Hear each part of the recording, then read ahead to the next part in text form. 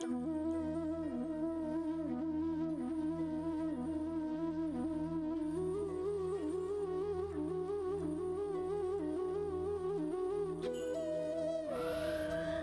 दोस्तों, मैं रोहन शर्मा स्वागत करता हूं सभी का आपके अपने चैनल ज्योतिषन वास्तु में।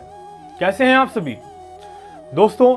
यहां पर लगने वाला है साल का अंतिम चंद्र ग्रहण। जी हां, कार्तिक पूर्णिमा के दिन यहां पर साल का अंतिम चंद्र ग्रहण लगने वाला है। जब साल का अंतिम चंद्र ग्रहण लगेगा तो किस तरह से रिजल्ट देगा, आइए उसको भी जानते हैं। साल का अंतिम चंद्र ग्रहण 30 नवंबर यानी कि आने वाले सप्ताह के आखिरी दिन यहां पर लगने वाला है। जी हां, कार्तिक मास की पूर्णिमा, जैसे मैंने कहा, कार्तिक मास की पूर्णिमा के दिन रोहिणी नक्षत्र में, कहां पर? रोहिणी नक्षत्र, और कौन सी राशि में? वृषभ राशि में ये लगने वाला है। रोहिणी नक्षत्र और वृषभ राशि में लगने वाला है यहां पर। और अच्छी बात क्या है और खराब बात क्या है, इस ग्रहण के प्रभाव क्या है, ये मैं आपको जरूर बताता हूं। जानिए परिवर्तन। यहां पर 30 नवंबर को जो ये ग्रहण लग रहा है, तो 30 नवंबर का जो कैलकुलेशन आता है वो आता है नंबर 3 का कैलकुलेशन। साथ ही साथ रोहिणी नक्षत्र और वृषभ राशि, राहु की, साथ ही शुक्र का यहां पर संयोग, राहु के साथ चंद्रमा का संयोग, शुक्र की राशि यहां पर।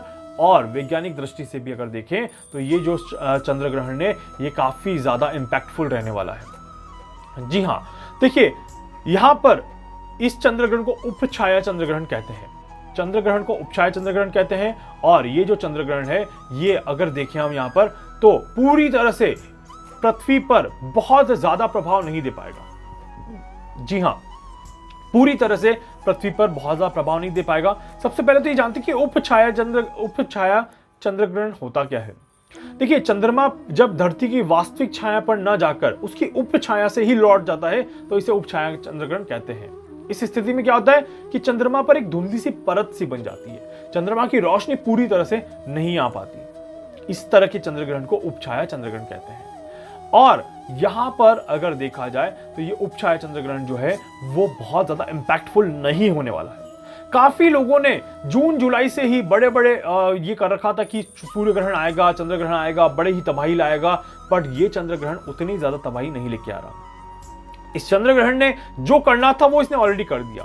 क्या कर दिया इसने? साइक्लोन लेके आ गया, जिसकी कैलकुलेशन हमारे पास पहले से थी कि साइक्लोन आने वाला है। और चंद्र ग्रहण के आसपास ही साइक्लोन यहां पर दिखाई दे रहा था, नवंबर के एंड तक ही साइक्लोन यहां पर दिखाई दे रहा था। और वैसा ही हुआ, साइक्लोन आया और उसी तरह से आया। बट क्योंकि चंद्र ग्रहण बहुत ज्यादा प्रभावी नहीं होने वाला है और उपछाया है, बहुत ज्यादा पावर नहीं है, इसलिए साइक्लोन में भी उतनी पावर नहीं थी।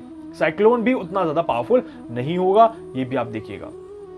तो यहां पर अगर हम देखें तो चंद्र ग्रहण का जो प्रभाव है वो बहुत ज्यादा नहीं है। अब सबसे पहले जानते हैं कि चंद्र ग्रहण कितने बजे से कितने बजे तक होने वाला है।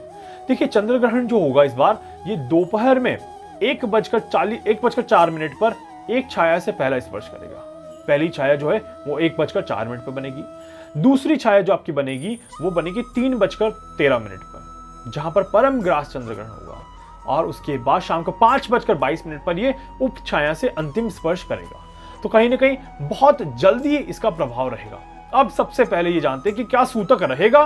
तो सबसे पहले इस चंद्र ग्रहण का कोई भी सूतक मान्य नहीं है। जी हां, किसी भी तरह से कोई भी सूतक यहां पर मान्य नहीं है। और इस चंद्र ग्रहण में किसी भी तरह का सूतक काल नहीं लगने वाला है।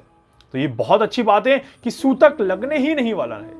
अब देखिए, जब सूतक ही नहीं लगने वाला है तो फिर चंद्र ग्रहण का प्रभाव भी कम हो गया। तो बहुत सारे लोग अभी भी कह रहे हैं कि चंद्र ग्रहण का प्रभाव बहुत ज्यादा खराब है।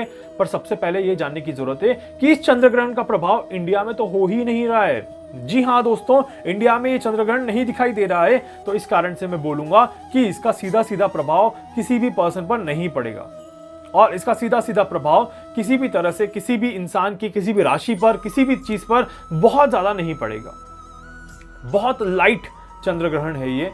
और खासकर अगर मैं बात करूं राशियों के माध्यम से, तो वृषभ राशि को थोड़ा सा ज्यादा ध्यान रखना है। जी हां, वृषभ राशि को थोड़ा सा ज्यादा ध्यान रखना है।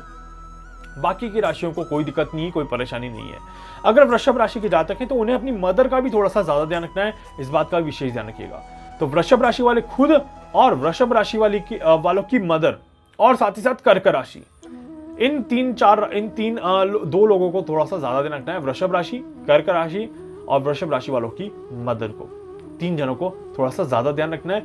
बाकी किसी भी तरह से कोई नेगेटिव इंपैक्ट ये चंद्र ग्रहण नहीं लेके आने वाला है और कोई बहुत ज्यादा चीजें खराब नहीं कर रहा है। चंद्र ग्रहण कहां पर दिखाई दे रहा है इसको जानते हैं।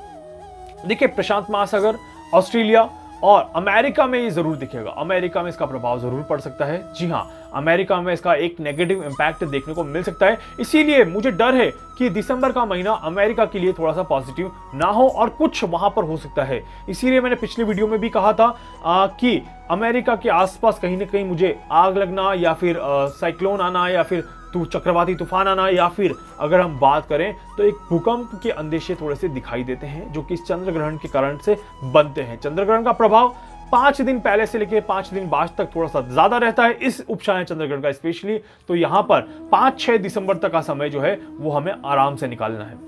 क्या क्या उपाय आपको करने हैं? अगर आप कुछ उपाय भी करना चाहते हैं इसके बुरे प्रभाव से बचने के लिए, खासकर देखिए कोई सा भी ग्रहण हो, गर्भवती महिलाओं को पूरी तरह से ध्यान रखना है, बाहर नहीं निकलना है और अननेसेसरी इधर उधर नहीं जाना है। तो अगर आप गर्भवती हैं तो आपको तो विशेष रूप से यहां पर ध्यान रखना है।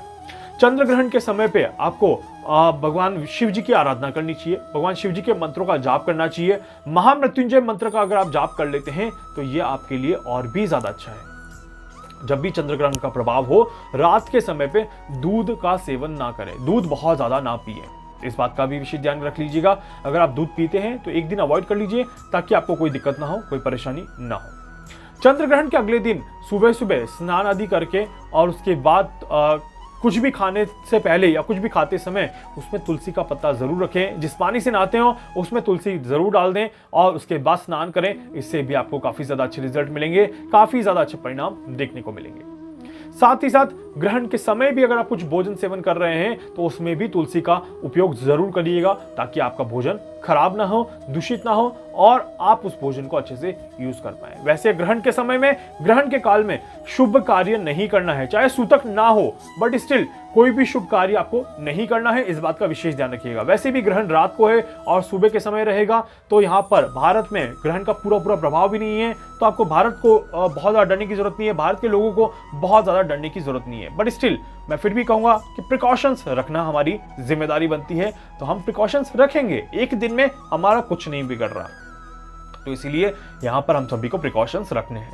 उम्मीद करता हूं कि ये ग्रहण हम सभी के जीवन पर कोई भी नेगेटिव इंपैक्ट नहीं लेके आएगा। खासकर जो प्रकृति है वो थोड़ा सा नेगेटिव हो रही है, तो उन प्रकृति यहां पर शांत रहे और किसी भी तरह का नेगेटिव इंपैक्ट किसी भी इंसान पे ना रहे। प्लस जो साइक्लोन लेके आई प्रकृति, जो बारिश का मौसम है, जो बारिश का और जो ठंड का माहौल है, उसको यहाँ पर थोड़ा सा कम किया जाए तो बहुत ज़्यादा अच्छा रहेगा। बट मुझे उम्मीद नहीं है कि इस ग्रहण से हमें इस मामले में थोड़ी सी मदद मिलेगी। इवन परिस्थिति कहीं ना कहीं बिगड़ ही सकती है। ज़्यादा क्या होगा वो हम बात करेंगे संडे को शाम को 6 बजे लाइव सेशन में, क्योंकि देखिए जब ग्रहण होगा उसी समय आई थिंक हमारा लाइव सेशन भी रहेगा। मंडे को ग्रहण है, हमारा लाइव सेशन है संडे को, तो डेफिनेटली हम बात करेंगे संडे को लाइव सेशन में 6 बजे कि क्या यहाँ पर परिस्थितियां होने वाली है। उम्मीद करता हूं वीडियो आपको अच्छा लगेगा। वीडियो को लाइक कर दीजिएगा, चैनल को सब्सक्राइब कर दीजिएगा, बेल आइकन पे क्लिक कर दीजिएगा और अगर आप मुझसे कुछ पूछना चाहते हैं, कुछ जानना चाहते हैं तो प्लीज मुझसे संपर्क कर सकते हैं। आप इसी नंबर पे मुझे व्हाट्सएप पे मैसेज कर सकते हैं या कॉल कर सकते हैं। और साथ ही साथ अगर आप कुंडली का एनालिसिस करवाना चाहते हैं या ईयरली चार्ट चाहते हैं मुझसे, तो ईयरली रिटर्न प्रेडिक्शन भी मैं दे रहा हूँ यहाँ पर, तो वो भी आप मुझसे ले सकते हैं। ज्यादा से ज्यादा लोगों तक पहुंचाइए वीडियो को, ज्यादा से ज्यादा शेयर करिए। हम जुड़ सकते हैं ज्यादा से ज्यादा लोगों से और हम क्रॉस करने हैं 50,000, जल्द ही हमें 50,000 क्रॉस करने हैं। तो प्लीज इसमें जितनी आप मदद कर पाए प्लीज करिएगा। धन्यवाद।